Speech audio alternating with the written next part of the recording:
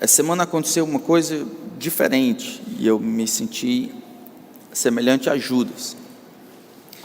Judas tem uma carta que foi escrita, é a carta que antecede ao livro de Apocalipse.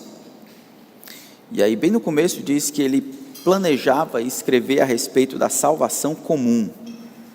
Mas foi nesse exato momento em que ele planejava escrever que ele se viu obrigado a falar sobre a fé que de uma vez por todas foi entregue aos santos.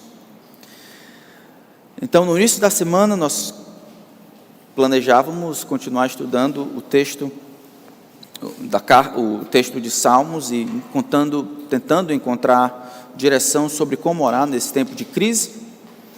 No meio do caminho, então, algo aconteceu e o meu coração foi inclinado a pensar a respeito do relacionamento definido por Deus ao governo. Faz um ano que a gente entrou, um pouco mais, um ano que a gente entrou num período complicado, um período de mortandade, de crise, ocasionado por esse vírus. E aí de lá para cá eu tenho visto irmãos, amigos, pastores, líderes com uma dificuldade de responder à questão sobre para que serve o governo. Será que é possível encontrar na Escritura os ditames ou os propósitos, as prerrogativas que Deus concedeu ao governo? E como nós, como servos de Deus, podemos respeitar e nos submeter a esses governos? Ao mesmo tempo, eu acho que tem tido uma crise na própria igreja. A igreja serve para quê? A igreja existe para quê? O que é que ela deve fazer no mundo? O que é que ela deve funcionar ou operar nesse mundo? Quando as pessoas, por exemplo, culpam o presidente ou o governador, ou quem quer que seja a autoridade de saúde local, pelas mortes que acontecem, é como se houvesse a esperança ou a expectativa de que eles pudessem manter ou salvar as pessoas que morrem. Como se tivessem deles a responsabilidade de manter as pessoas vivas, ao invés de lidar bem com a máquina pública e cumprir suas responsabilidades de usar os recursos do contribuinte para o benefício do contribuinte, mas nós vamos além, colocamos na conta de quem quer que seja a morte das pessoas, como se as pessoas fossem mantidas por causa de qualquer poder humano e não por causa do próprio Deus. O caráter profético da igreja, como coluna e baluarte da verdade, tem sido esquecido. E nós amoldamos os propósitos da igreja a qualquer situação e condicionamento humano.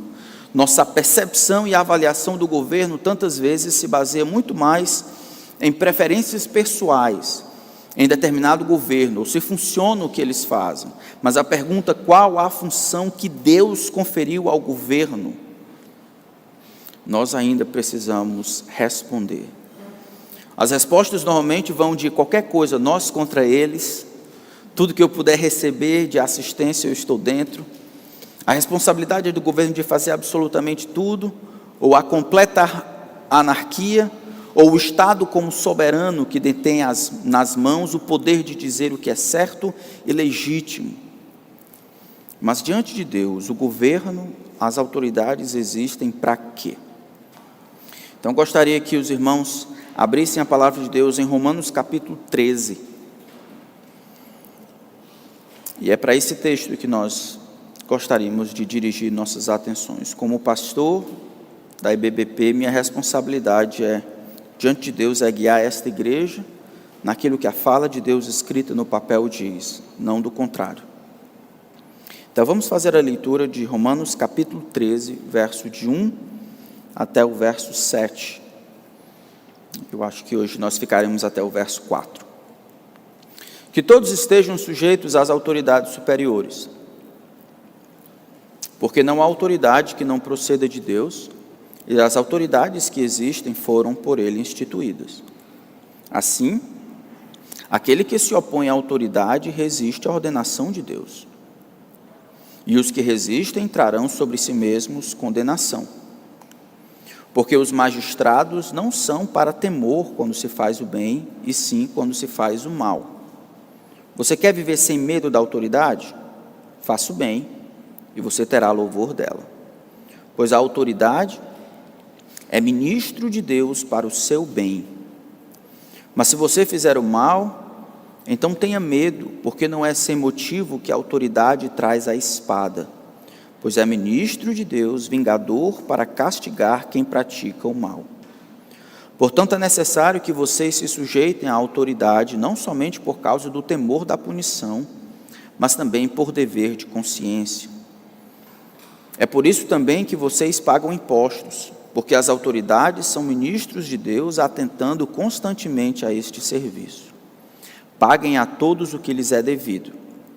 A quem tributo, tributo. A quem imposto, imposto. A quem respeito, respeito. A quem honra, honra. Pai, nós precisamos da orientação do Senhor para esses dias. Que o Senhor nos ajude a sermos fiéis ao texto. Peço a Ti, Espírito, que sejas o nosso professor, que nos proteja de nós mesmos, nos ajude a caminhar sobre aquilo que a Tua palavra tem a dizer, nos ensina por meio do livro que o Senhor inspirou. Que ao final desse tempo o Senhor receba a glória que merece.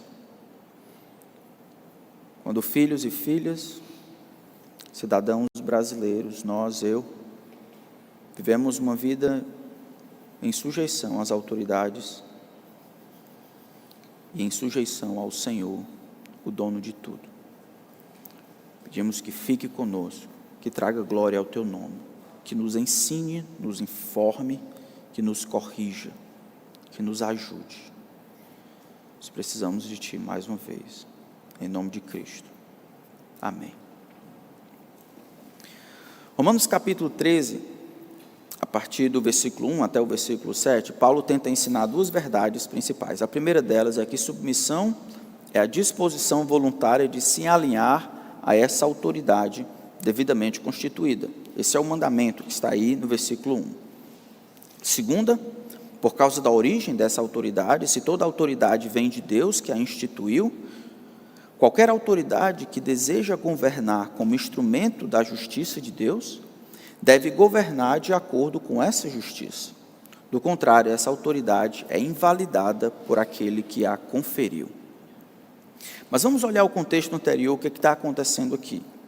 Se vocês lembram bem, do capítulo 1 de Romanos até o capítulo 8, Paulo está falando, explicando o que é o Evangelho. Ele começou com a condenação, capítulo 1, versículo 18, passou pela justificação, depois santificação, até o capítulo 8. Capítulo 9, até o capítulo 11, ele fala sobre Israel, e como Israel vai desempenhar uma função no presente e principalmente no futuro. Capítulo 12, verso 1 e 2, é como se fosse uma aplicação do Evangelho que foi dito e explicado nos capítulos anteriores.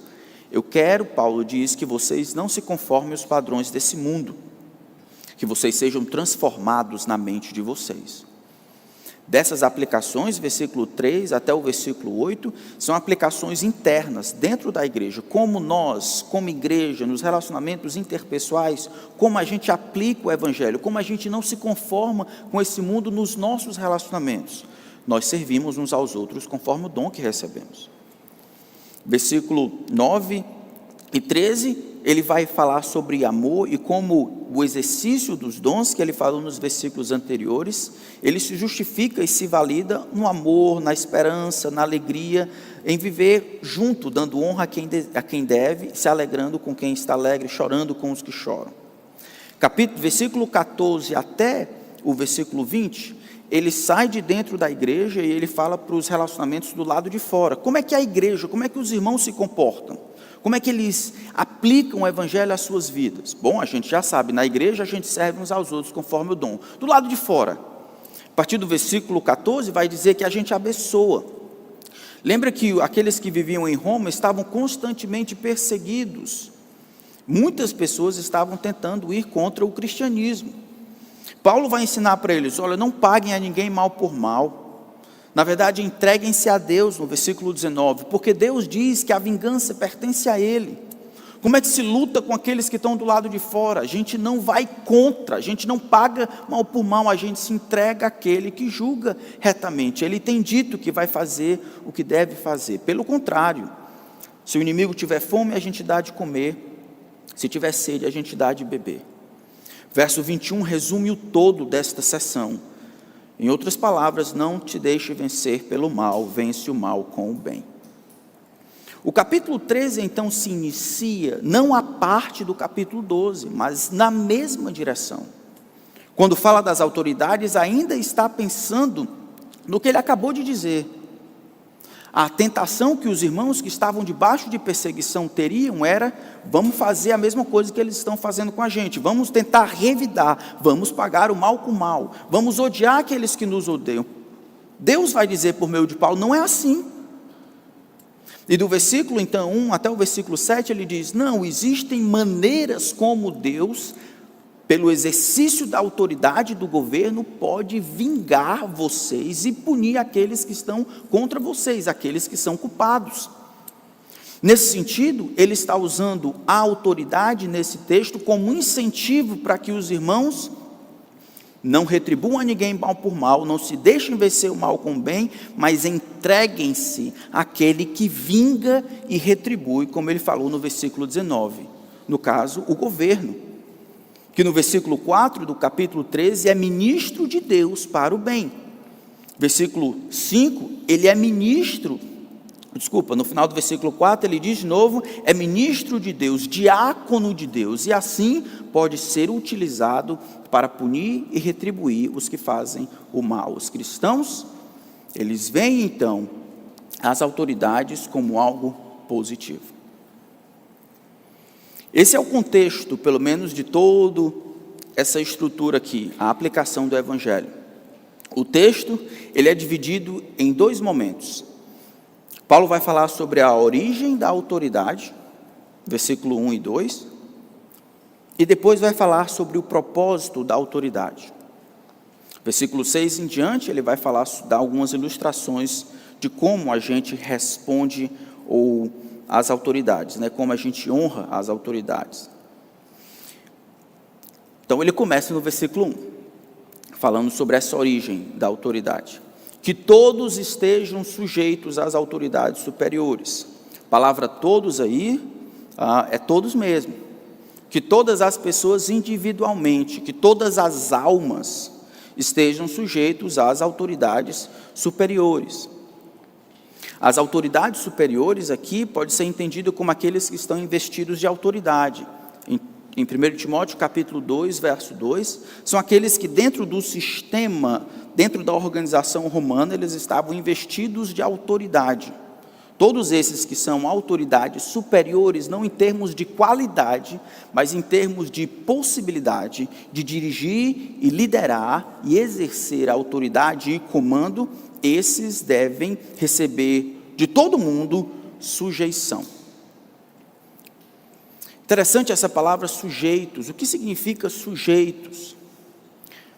Paulo poderia ter utilizado uma outra palavra mais forte, a palavra, por exemplo, obedecer. Sujeição é diferente de obediência, muito embora tantas vezes, quando o relacionamento existe hierarquia, a obediência está implícita na sujeição, mas sujeição não é sinônimo de obediência. Algumas vezes a sujeição se demonstra em obediência, outras vezes não. Como é que eu chego a essa conclusão?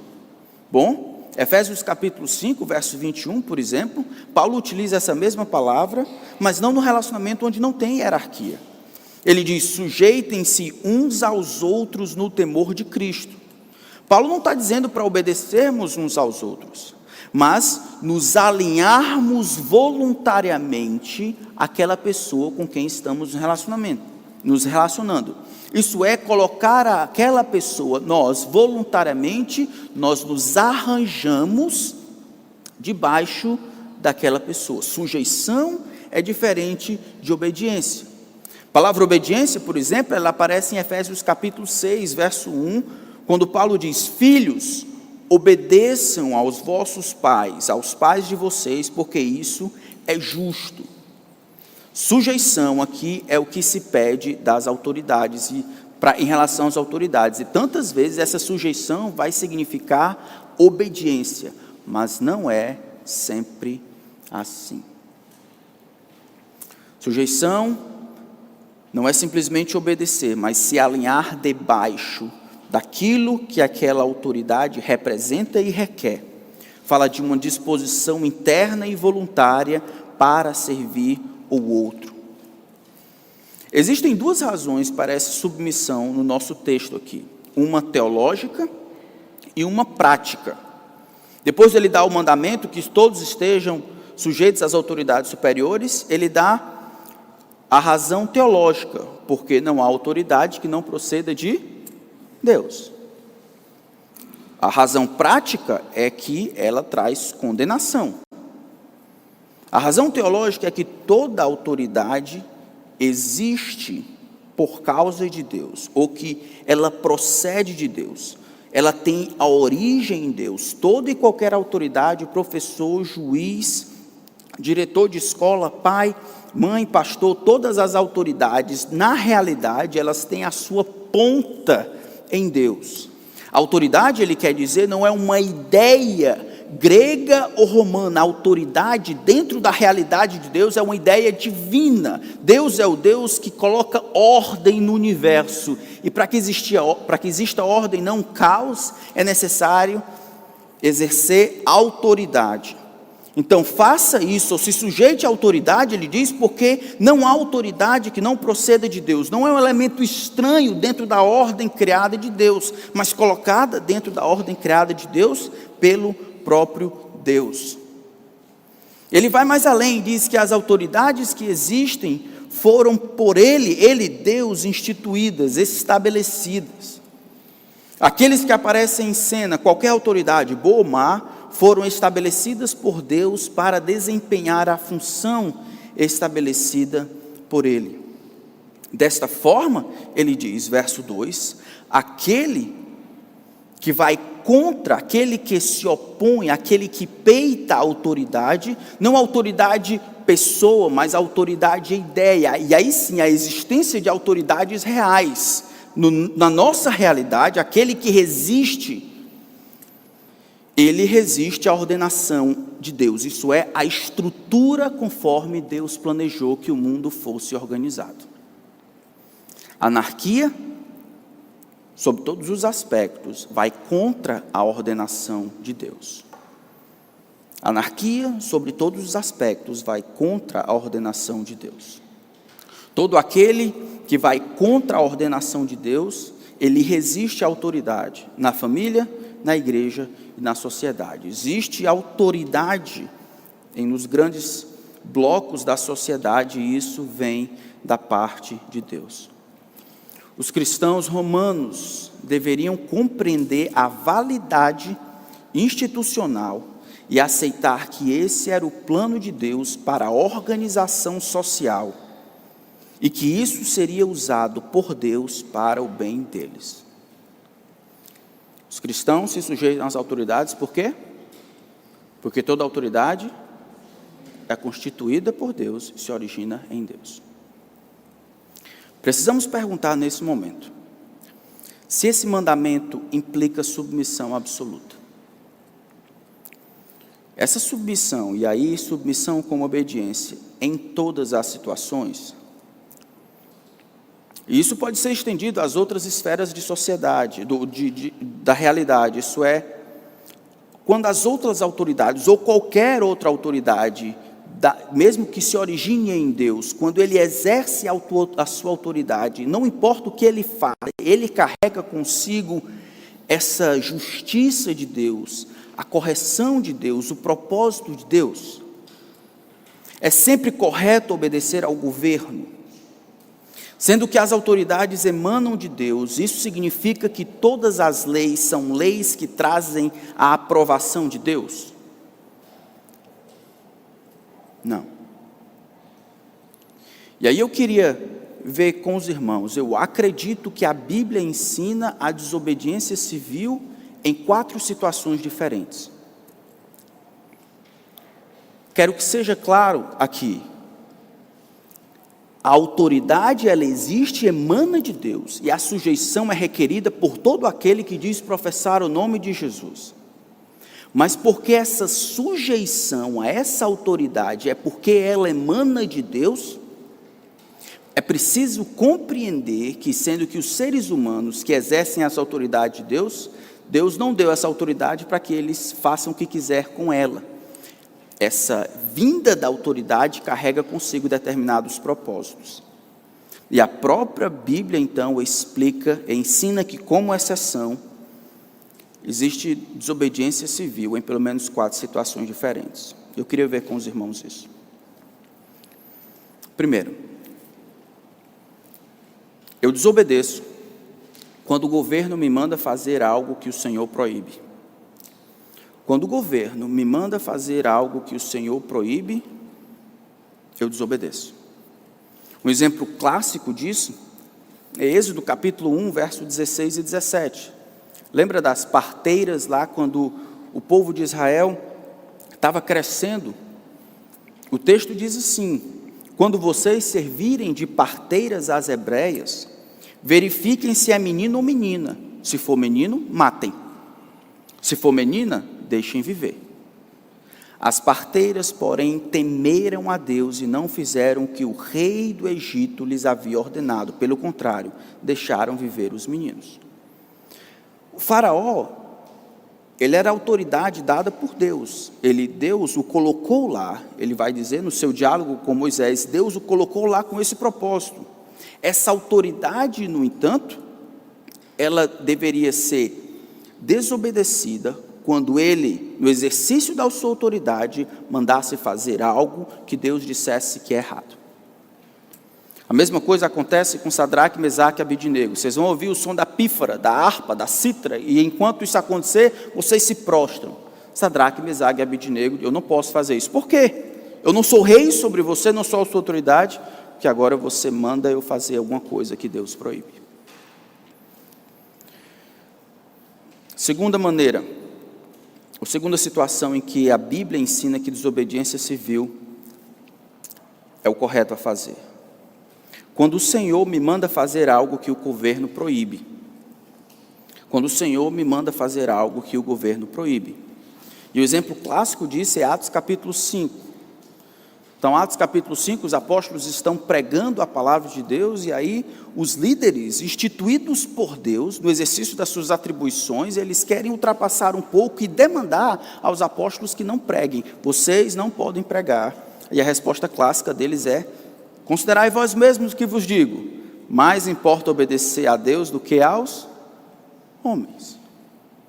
Quando o Senhor me manda fazer algo que o governo proíbe, eu desobedeço. Terceira situação, quando o governo me proíbe de fazer algo que ele mesmo permite. No livro de Atos, conta-se a história de Paulo, e Paulo, desde que começa suas viagens missionárias, é um homem que tem sofrimento e peia no seu sobrenome. Todas as vezes que ele está fazendo alguma coisa, normalmente o pessoal lhe pega e ele vai sofrer. Ele está aprendendo. Em Atos capítulo 16, no entanto, verso 35, conta o confronto que ele tem com os magistrados de Filipos. Ele havia sido preso, havia sido espancado ou açoitado, e agora no dia seguinte, eles querem mandar Paulo, cidadão romano, embora. Paulo diz: como é que é? Vocês me fizeram o que fizeram sem ter havido processo legal, e agora vocês querem me mandar embora? Não. Vocês têm que vir aqui e fazer errado. Paulo, ele não quer sofrer gratuitamente.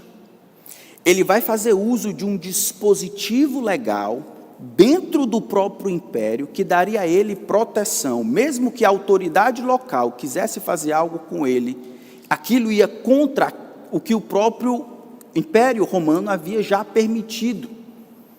Ele aprende tanto isso que em Atos capítulo 22, versículo 22 e 25, a gente encontra ele preso de novo. E aí, novamente, querem bater nele de novo. Ele diz, agora é antes de apanhar. Com Filipos ele apanhou e depois falou. Aqui é antes dele apanhar. Ele diz, como é que é? Será que vocês têm o direito de açoitar um cidadão romano sem que ele tenha sido condenado? Não basta simplesmente aquela autoridade instituída por Deus dizer, não, a gente vai... Não, peraí. Existe outra autoridade precedente maior que diz que você não pode fazer aquilo que você mesmo, como representante do Império Romano, diz que eu posso. quando então o governo entra em conflito um com o outro e acaba proibindo você de fazer algo que ele mesmo permite, eu vou desobedecer. O artigo 5º da Constituição Federal, no parágrafo 6º, diz assim: é inviolável a liberdade de consciência e de crença, sendo assegurado o livre exercício dos cultos religiosos e garantida, na forma da lei, a proteção aos locais de culto e às suas liturgias. O último decreto governamental diz, no artigo 3º, fica suspenso no município de Fortaleza o funcionamento de templos, igrejas e demais instituições religiosas. Eu não sou jurista, pelo menos não ainda, mas o artigo 5º da Constituição Federal é uma cláusula pétrea. Cláusulas pétreas, elas não podem ser modificadas nem por lei complementar, nem por emenda à Constituição, muito menos por decreto governamental. Quando o governo contradiz a si mesmo, tolhendo algum direito já adquirido, não existe nenhuma virtude em se submeter. Paulo estava certo em reclamar o direito romano para impedir o açoite que ele estava levando. Nessa situação, eu desobedeço. Em último lugar, eu acho que a Bíblia ensina desobediência civil quando o governo ordena algo que não é sua competência fazê-lo. Como dizer como eu devo ou posso adorar a Deus. Ou dizer o que eu devo ensinar aos meus filhos. Existe uma clara diferença na Bíblia entre governo e religião. Marcos, capítulo 12, verso 17, Jesus diz: dai a César o que é de César, e a Deus o que é de Deus. Naquele caso eram os impostos. Pague os impostos, pertencem a César. A Deus, você dá o que é dele por direito. No plano de Deus, os pais decidem como educar seus filhos, os pastores decidem, submissos à Bíblia, quando e como vamos adorar. O último decreto diz: às instituições religiosas será permitido o atendimento individual para fins de assistência a fiéis, devendo as celebrações acontecerem sempre de forma virtual, sem presença de público. Essa não é a jurisdição do Estado.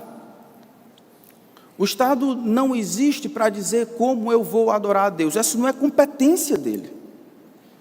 A competência do Estado não é gerir sobre as outras estruturas que existe autoridade, mesmo que sejam estruturas menores e até mais frágeis.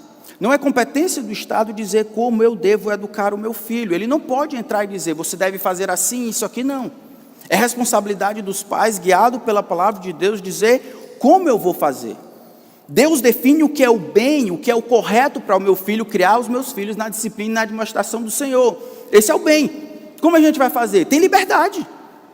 Uns fazem de manhã, outros fazem de noite, outros ensinam Romanos, outros ensinam Mateus, outros leem história missionária, decoram um versículo. Tudo bem, tem liberdade aí.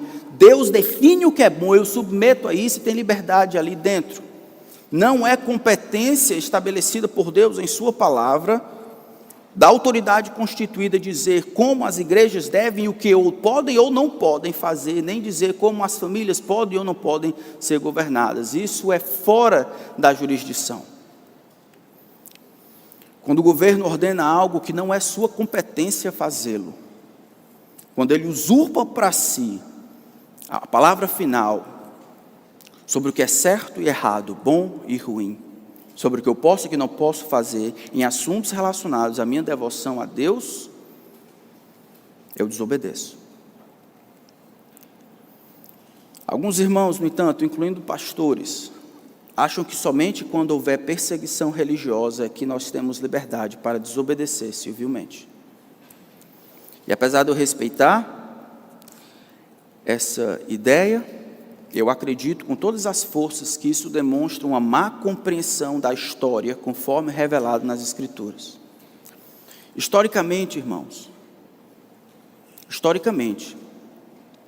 a perseguição, ela não precede a obediência. É a obediência a Deus que ocasiona a perseguição. Historicamente, na história revelada e na nossa própria vida, os bullying e as perseguições, elas não antecedem a nossa obediência, mas elas surgem e são consequência da nossa obediência.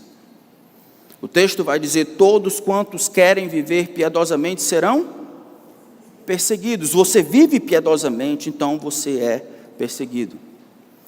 Eu acredito que existe, e esses irmãos precisam lembrar, existe o princípio de Naamã. Lembra de Naamã? Lembra de Naamã? Naamã está lá, vamos abrir lá em Esté, por favor. Esté capítulo 3. Amã. Eu falei o quê? Naamã. Johnny, tu corta essa parte, viu? Naamã, capítulo... Corta essa também, Johnny. Amã, o livro de Esté, capítulo 3, olha o que diz aí. Depois disso, o rei Assuero engrandeceu Amã, filho de Amedata, Agatita, e o exaltou e lhe deu um cargo mais elevado do que o de todos os oficiais que estavam com ele. Todos os servos do rei que estavam à porta do rei se inclinavam e se prostravam diante de Amã, porque esta era a ordem do rei a respeito dele. Mordecai, porém, não se inclinava nem se prostrava. Então os servos do rei que estavam à porta do rei perguntaram: por que você está transgredindo a ordem do rei? Dia após dia eles falavam com Mordecai, mas ele não lhes dava ouvidos. Então contaram isso a Amã, para ver se as palavras de Mordecai se manteriam em pé, porque ele lhes tinha declarado que era judeu. Quando Amã viu que Mordecai não se inclinava nem se prostrava diante dele, encheu-se de furor, porém julgou que era pouco nos seus propósitos atentar apenas contra Mordecai, porque ele havia declarado de que povo era Mordecai. Por isso Amã procurou destruir todos os judeus, povo de Mordecai, que havia em todo o reino de Assuero. Quando surgiu a perseguição? Depois da obediência. É a obediência, normalmente, historicamente, que cria a perseguição. Por isso, quando a gente faz ajustes com o mundo, ou a gente se cala, ou a gente não responde ao que Deus diz, ou quando a gente não obedece a Cristo, não existe nenhuma razão para que o mundo venha contra nós. Não existe perseguição. Ora, é simplesmente, eu acho, pelas razões óbvias possíveis, que as liberdades dadas por Deus de adorar quando e como você quer devem ser limitadas. Então, o camarada que vai entregar suco detox, ele pode trabalhar até às 10, mas a adoração a Deus não pode acontecer nos finais de semana, ou até 5 horas, e eu ordeno que seja online. Isso não é competência do governador. Esse é um direito, não dado pelo governo, mas me dado pelo próprio Deus no ato da sua criação. O homem existe para adorar a Deus, é um direito inalienável, dado pelo Criador. E em obedecer isso, que a perseguição surge. A nossa própria experiência dita isso. O jovem que não quer usar drogas. O outro que prefere se abster de imoralidade e casar virgem. O marido que é fiel à esposa. O funcionário público que não compactua com o superfaturamento das obras. O policial que não aceita suborno. O empresário que não aceita propina para ganhar a licitação. Eles não serão perseguidos. Quer evitar a perseguição? Aceite a propina. Quer evitar a perseguição? O policial aceite suborno? O funcionário público aceite o superfaturamento? Você não será perseguido. Pastor que fecha a igreja, ou não fecha a igreja. Eu estou zero preocupado com perseguição religiosa. A minha preocupação é que a gente obedeça a Deus, custe o que custar. Não compreendendo que a desobediência vem e quando vier a perseguição religiosa, a gente não está preocupado com perseguição religiosa, nem quer ser perseguido, a gente quer obedecer a Deus. Se isso ocasiona perseguição, então sejamos como Mordecai. Eu não me prostro, eu sou judeu, eu não me prostro como você quer diante de outro homem. Isso vai custar a vida do seu povo inteiro. Como é que você pode ser tão egoísta? É o que Deus me pediu para fazer, eu confio nisso. Mas então você pergunta, mas como podemos desobedecer ao governo e mesmo assim viver em submissão a ele? Por isso a importância da compreensão da palavra submissão e não obediência. Como é que eu reconheço a ordenação de Deus e o exercício correto da autoridade dado pelo próprio Deus e consigo desobedecer? Como é que eu posso honrar a estrutura que Deus fez de exercer a autoridade e ao mesmo tempo desobedecer civilmente os governantes? Eu acho que a gente faz isso quando a gente aceita a autoridade dada por Deus ao governo para me punir pela minha desobediência. Eu me entrego àquele que julga retamente, como diz 1 Pedro, e aceito a consequência da minha desobediência. Eu demonstro apreço pela lei, me submetendo voluntariamente à ordenação de Deus. E isso está relacionado com o propósito do governo, que é o nosso segundo ponto aqui. Voltando para Romanos, o texto diz no verso 3 e 4, o propósito da autoridade. Nós vimos a origem da autoridade e a nossa responsabilidade de submetermos, excetuando aquelas 4 possibilidades.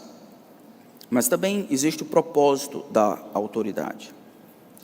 Verso 3 e 4 diz, porque os magistrados não são para temor quando se faz o bem, e sim quando se faz o mal. Você quer viver sem medo da autoridade? Faça o bem e você terá louvor dela, pois a autoridade é ministro de Deus para o seu bem. Mas se você fizer o mal, então tenha medo, porque não é sem motivo que a autoridade traz a espada. De novo, pois é ministro de Deus, vingador, para castigar quem pratica o mal. De maneira geral, a palavra bem e mal aqui aparece muitas vezes, é o coração desses 2 versículos. O propósito de Deus em conferir autoridade ao governo é punir ofensores e louvar os que fazem o bem. O propósito de Deus em conferir autoridade ao governo, ou fazer uso da autoridade governamental, é coibir, punir o mal e aprovar o bem. É colocado aí por 2 vezes que ela é ministro de Deus, ela é serva de Deus, ela tem não somente o seu nascedouro em Deus, mas ela existe não à parte de Deus, ela exerce as suas funções, ainda recebendo de Deus os propósitos.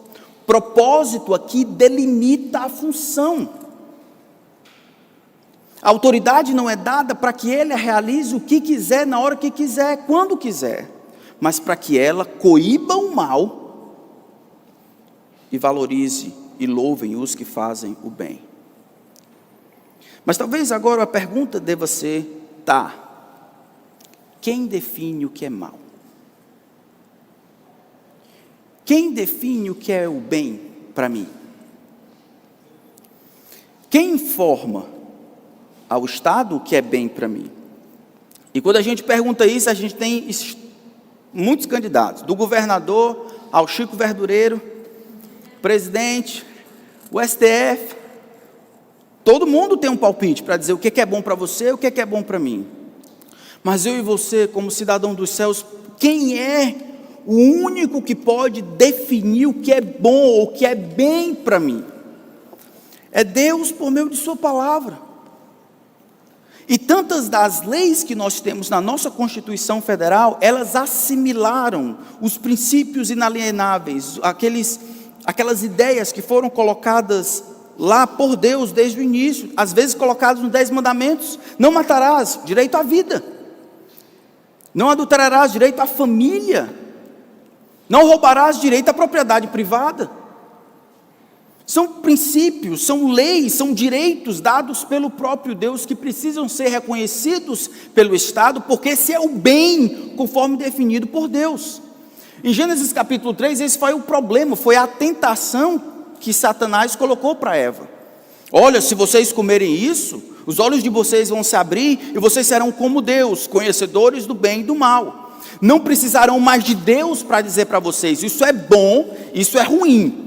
Isso é mal, isso é bom. Vocês poderão dizer por si mesmos. Mas isso não existe. É Deus, o Supremo Deus, por meio de sua palavra, que diz o que é o meu bem, desde o início de Gênesis até agora. E a responsabilidade do governo é, observando essas coisas, ele cooperar com Deus para a proteção desses direitos, que é o meu bem, para perpetuar aquilo que é correto, para coibir o mal, para louvar aquilo que é bom. A autoridade nesse sentido é ministra de Deus, é serva de Deus, é diácono de Deus para validar o bem conferido ao homem. De uma perspectiva cristã, não existe governo autônomo.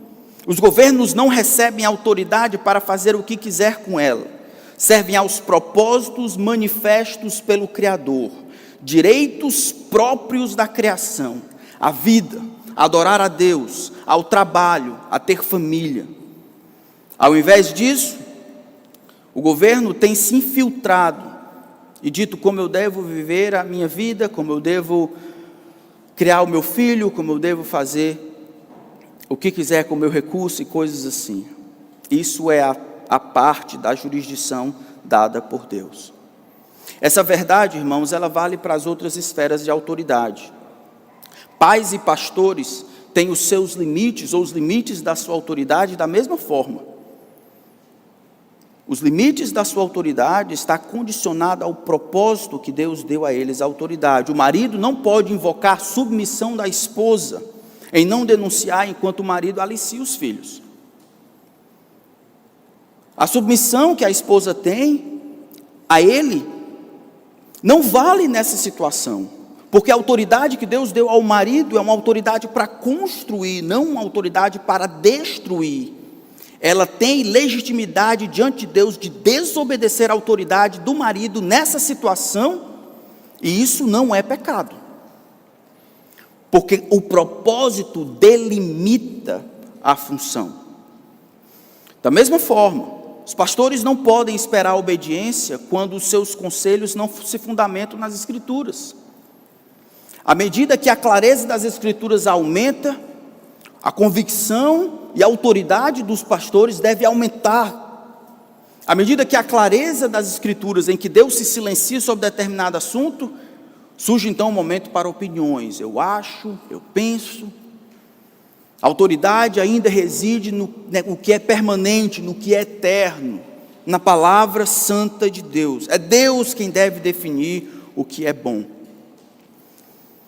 Então, o propósito estabelece o limite dessa autoridade. Se toda autoridade vem de Deus, que a instituiu, qualquer autoridade que deseja governar como instrumento da justiça de Deus, como diz lá no texto, ministro de Deus, deve governar de acordo com essa justiça. Do contrário, essa autoridade é invalidada por aquele que a conferiu. Desta forma, embora o nosso governador continue como autoridade instituída por Deus, a quem eu devo me submeter, a extrapolação dos limites estabelecidos por Deus invalida sua autoridade diante de Deus nesse quesito em particular, não em todo, mas nesse quesito em particular. Ele ainda tem autoridade para me decretar o que fazer e me punir caso eu não faça, mas eu tenho liberdade diante de Deus de que eu não estou indo contra a autoridade divina e assim pecando contra o Senhor. Não é uma questão simplesmente de remover a autoridade do governador. Ele é autoridade constituída, ele deve ser respeitado por isso. Mas à medida em que ele se utiliza dessa autoridade de maneira indevida, isso me liberta para que eu me submeta a ele, reconhecendo e aceitando as consequências, ao mesmo tempo em que o desobedeço, e aquilo não se torna pecado diante de Deus, porque é a Deus que eu estou, no final das contas, obedecendo. Mas aí você pode perguntar, mas pastor, você ainda não respondeu. Tá bom.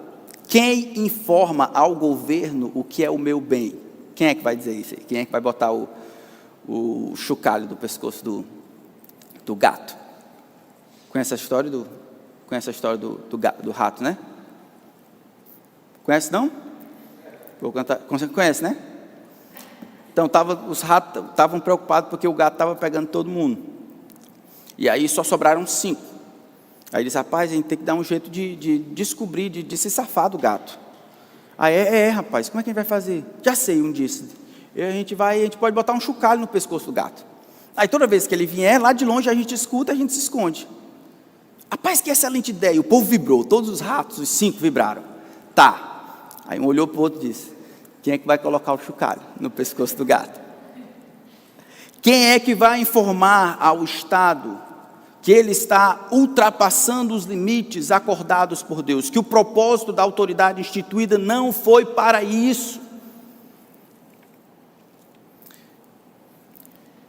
Aquela instituição que se apoia na única verdade eterna. O nome dela é Igreja. Em 1 Timóteo capítulo 3,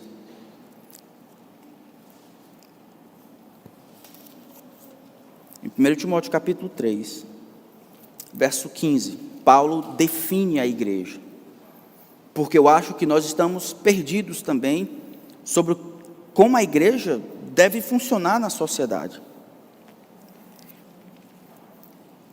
1 Timóteo capítulo 3, verso 14 diz assim: escrevo estas coisas a você, esperando ir vê-lo em breve. Mas se eu demorar, você saberá como deve proceder na casa de Deus, que é a igreja do Deus vivo, coluna e fundamento da verdade. O pastor Genuan, sabiamente, eu acho que foi ideia dele, colocou esse como tema da nossa igreja.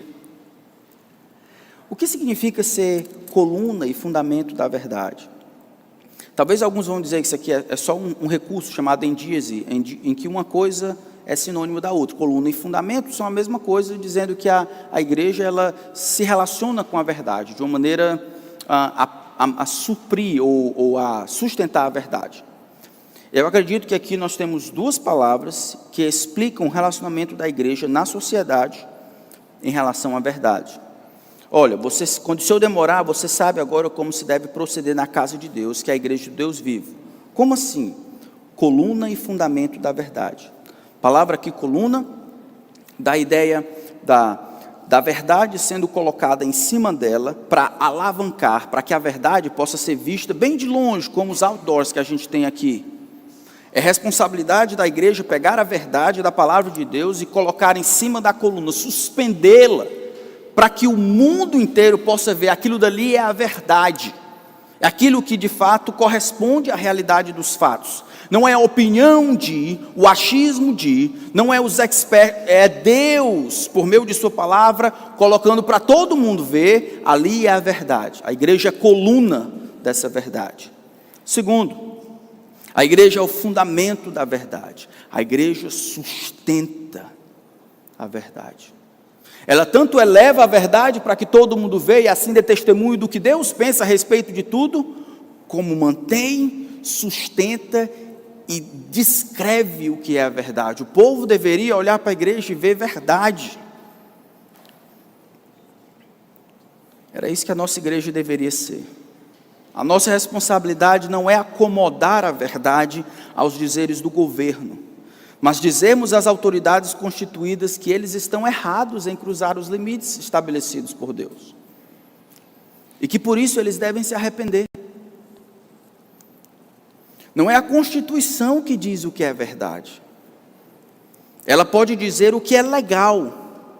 Para nós, que embora brasileiros somos peregrinos e forasteiros, não é a Constituição que define a verdade, ou mesmo o que é correto, mas a fala de Deus escrita no papel. Não é o fato de ter na Constituição, ou ser ratificado pelos poderes, que torna uma lei justa, mas ela se conformar com o caráter de Deus, conforme descrito em sua palavra.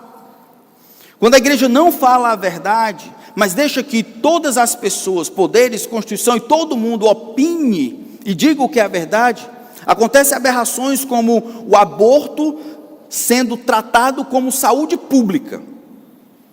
Desde quando uma mãe assassinar o seu filho seria questão de saúde pública?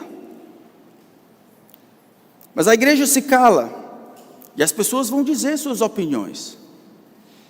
E é próprio dos seres humanos suprimir a verdade pela mentira.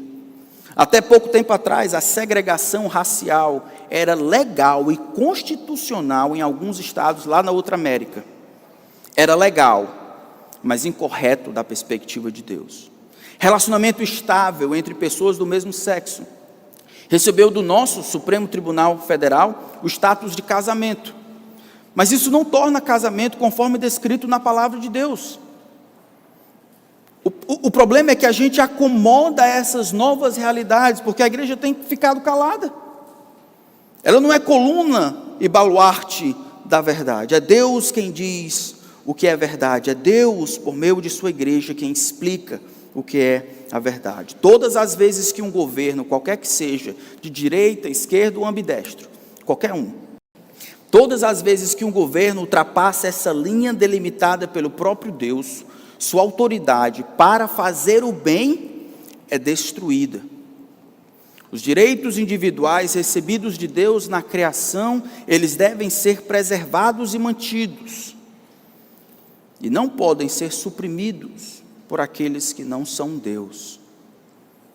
Quando o Estado se propõe a definir o que pode e o que não pode numa esfera que Deus diz, ele entra num campo em que não é competência dele. A autoridade se transforma em autoritarismo, e o governo passa a brincar de ser Deus. Isso pode acontecer nas outras esferas onde a autoridade é exercida, mas essa talvez seja um dos lugares onde mais nós temos visto. Não sei como é que nós olhamos para o governo. No Brasil nós temos uma grande dificuldade de olhar o governo, esperamos muito do governo. Ignoramos nossas responsabilidades, culpamos o governo por tudo, ignoramos as responsabilidades dadas pelo Senhor a nós. Quais são algumas aplicações que nós deveríamos tirar antes de nós terminarmos? Em primeiro lugar, nós nos sujeitamos à ordenação de Deus quando voluntariamente admitimos a consequência de nossa desobediência civil, embora obedecendo a Deus. Eu honro a estrutura de Deus quando mesmo eu desobedecendo, naquelas 4 possibilidades, eu voluntariamente e humildemente assumo o preço da minha desobediência por obedecer a Deus.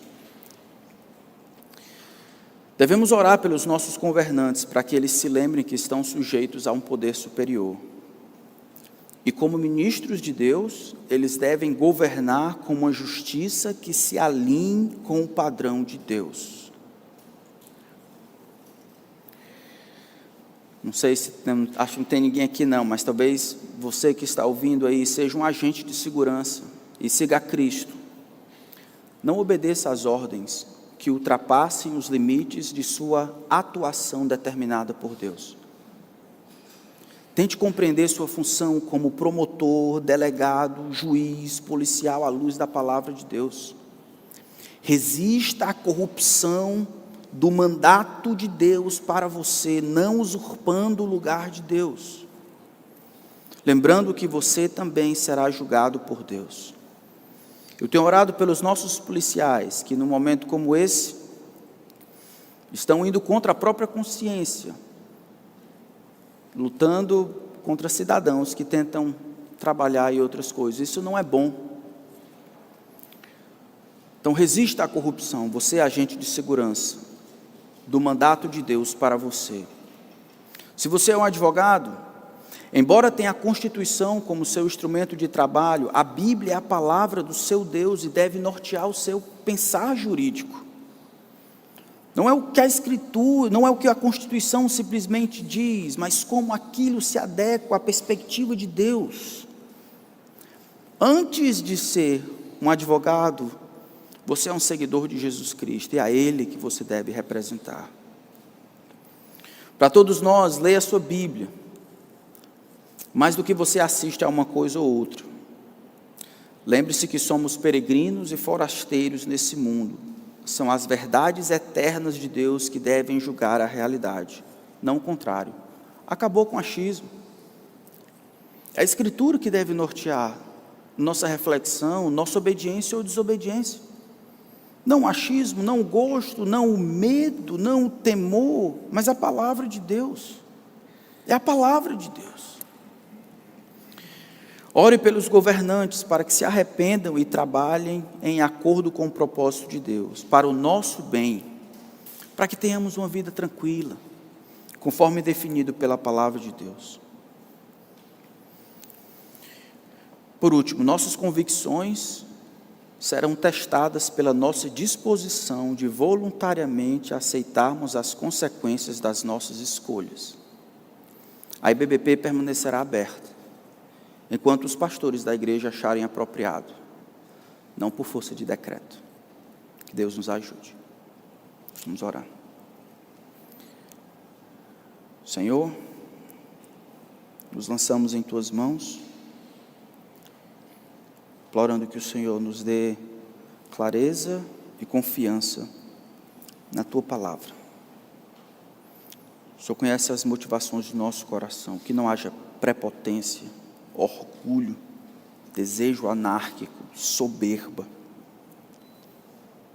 Que haja a disposição de olhar o texto, a Tua verdade, interpretando-o com clareza, nos submetermos a Cristo primeiro e aceitando com alegria as consequências disso. Eu imploro pelos nossos governantes, eu peço pelo meu governador, Camilo Santana, que o Senhor tenha misericórdia dele, que ele perceba que o Senhor o colocou lá para que ele fizesse o bem para nós, para que ele reconhecesse os direitos que o Senhor nos deu na criação, que ele fizesse bom uso dos recursos públicos. Ajuda ele, Senhor, o livrando do peso de achar que tem que salvar e manter as pessoas vivas. Que ele deixe isso em Tuas mãos, enquanto gerencia a máquina pública da melhor maneira que pode. Dá a ele paz, Senhor, nesse sentido. Abençoa a minha igreja, os meus irmãos. Eu peço que esteja claro na nossa mente a vontade do Senhor para as nossas vidas. O Senhor nos dê coragem para Te obedecer, mesmo quando a vida é difícil. Em nome de Cristo. Amém.